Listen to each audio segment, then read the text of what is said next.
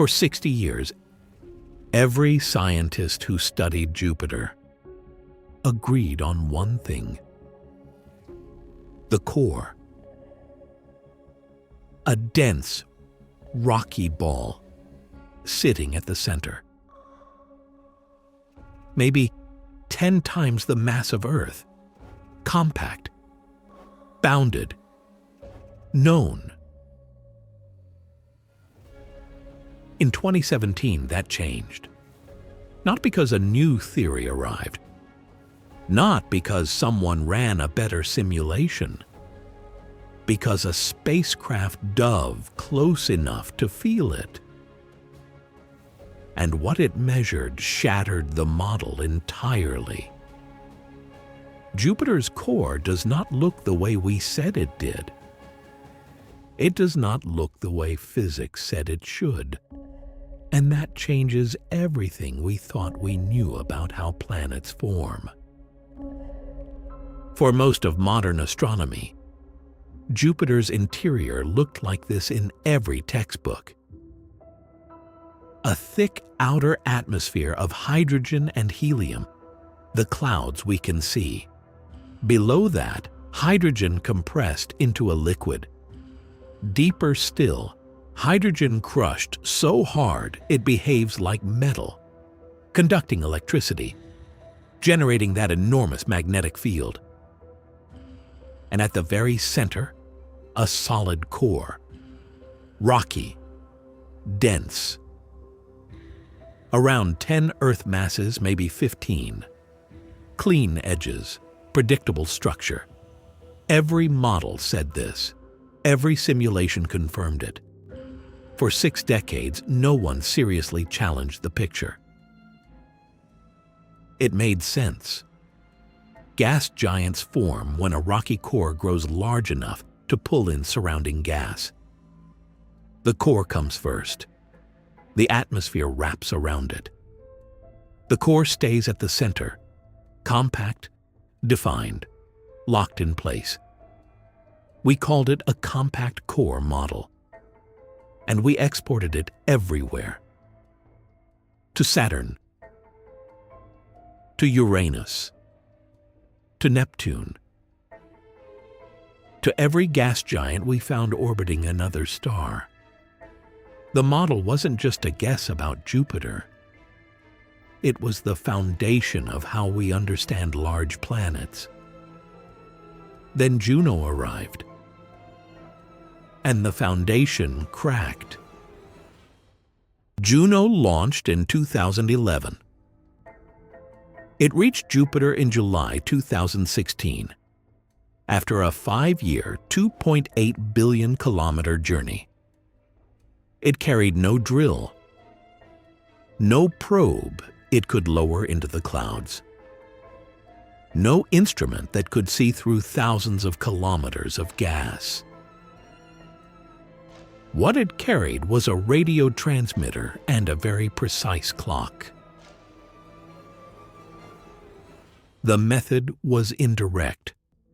As Juno swung close to Jupiter, closer than any spacecraft before it, some passes within 4,200 kilometers of the cloud tops, scientists on Earth tracked tiny variations in the radio signal. The way Jupiter's gravity pulled and shifted Juno's path. The way that pull changed as Juno moved from one hemisphere to the other. This is called Doppler gravity science. You cannot see the interior, you feel its weight. Like pressing your hand against a wall to sense what's on the other side. What they felt was wrong. The data, published in Nature in 2017, and refined through follow-up passes, pointed to something no model had predicted. Jupiter's core is not compact. It is not 10 Earth masses in a tight ball. It is dilute, spread out.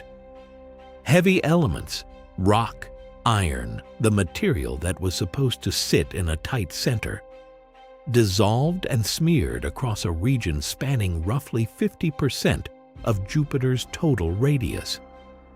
The mass of that diffuse zone, somewhere between 300 and 500 Earth masses. Not a core, a dissolved core. A core that lost its edges. A core that faded into the planet that was supposed to surround it. The model required a boundary. Jupiter did not provide one. There is a particular kind of loss in science that doesn't get discussed much. Not the loss of a mission that fails, not the loss of funding.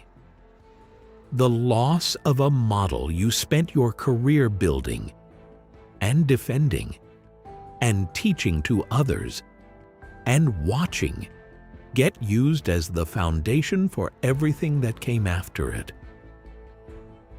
The scientists who developed the compact core model in the 1960s and 70s were not wrong because they were careless.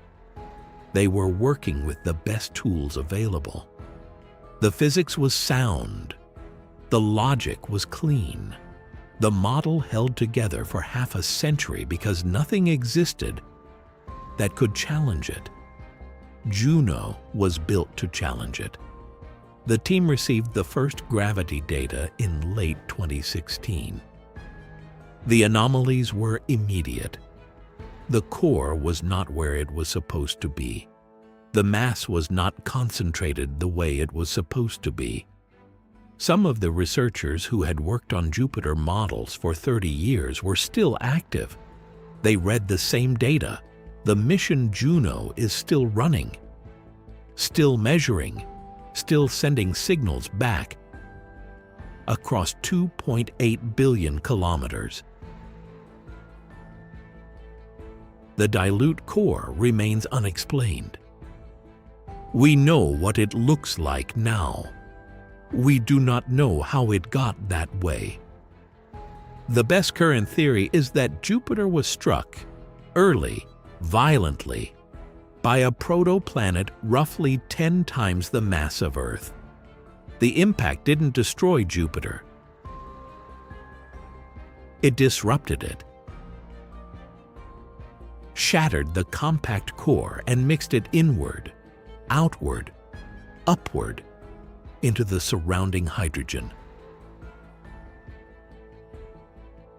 4 billion years later, the core has never fully recovered. It has been dissolved this entire time, while we were modeling it as solid, while we were teaching it as known. Jupiter kept its real interior hidden from us for the entire history of human science. It didn't need to explain itself. It still doesn't.